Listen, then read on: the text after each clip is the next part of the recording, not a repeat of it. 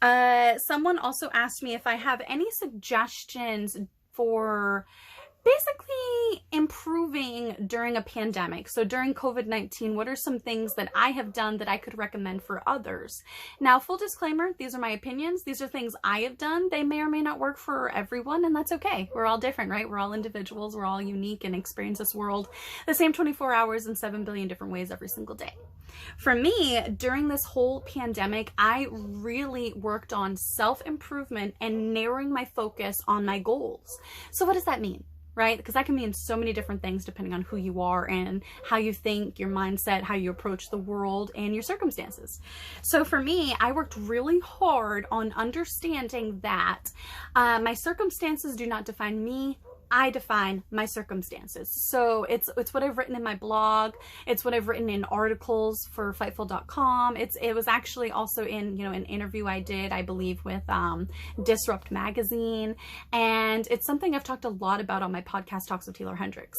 Can'ts, won'ts, and don'ts. What those stand for should be entirely up to you.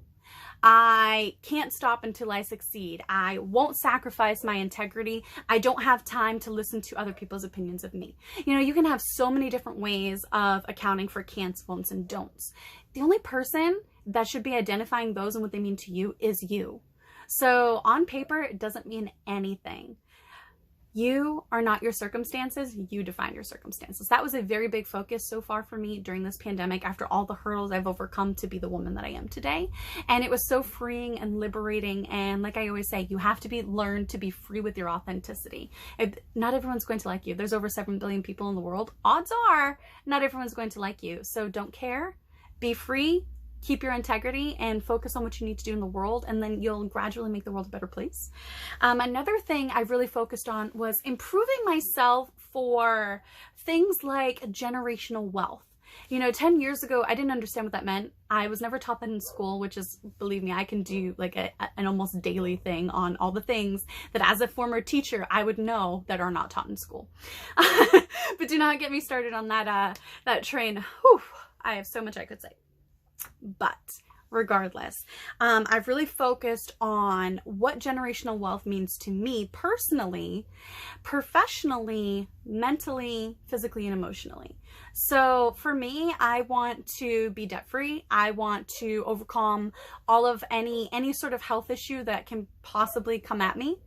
I want to be able to do that. I want to help take care of my family and so many other things. So that all comes down to knowledge, education, and generational wealth. Well, how do you do that? You're only taught about 20% of what you need to know as a human being in school. The other 80% is literally up to you.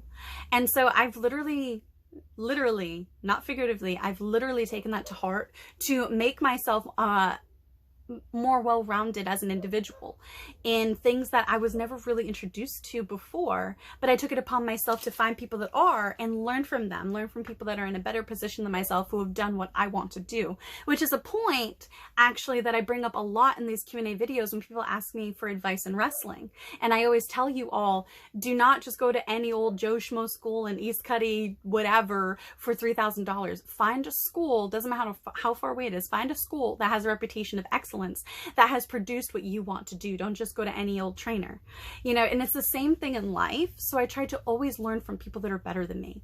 You never want to be the smartest person in the room. If you are, you're probably in the wrong room. And I love learning from people that are better than me, that actually take the time and that care, that are in complete earnestness, who want to help. And so as far as generational wealth, I've taken it upon myself to educate myself in finances, in taxes, in boosting credit scores, what that means, what that can do, how to make my money work hard for me, even while I'm sleeping, which means investing, learning the difference between dividends, mutual funds versus index funds, and so many things that I didn't even know existed. I was like, wow, what are these words? These words are like a bunch of Scrabble winning words. What are they? What do they mean? So that's something that I've really done a lot of over the last year and a half, give or take, during this COVID. COVID pandemic. You know, there's no better time.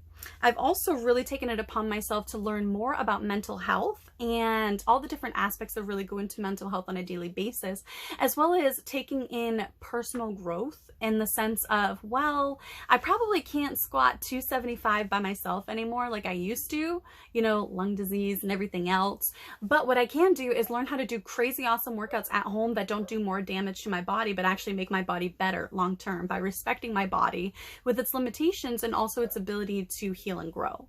So those are some of the many things that I have taken a lot of time to educate myself on during the pandemic. And I think that that's been a great use of my time, as well as, like I said at the beginning of this question, narrowing in on my goals, you know, becoming, you know, someday a New York Times bestselling author, you know, publishing books. You know, who thought that Taeler Hendrix would do that? I've always dreamed of it. 10 years ago, did I think I could do it? No, I wasn't around the right people.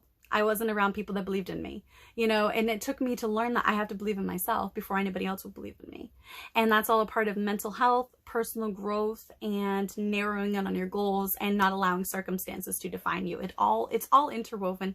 It's all linked. And, you know, it doesn't matter if you're at level 1 or level 100, you can still always be learning new things. And that's the biggest thing, is constantly trying to learn and make myself better, learning about dieting, learning, you know, what that word actually means from not just a food standpoint, but from a personal health standpoint. You know, diet isn't just about food and exercise. Diet is also about mental health. Diet is about cutting things from your life that are toxic to you, whether that's people, jobs, or whatever. Not everything is meant for you. You know, a sunflower does not grow in the Arctic for a reason.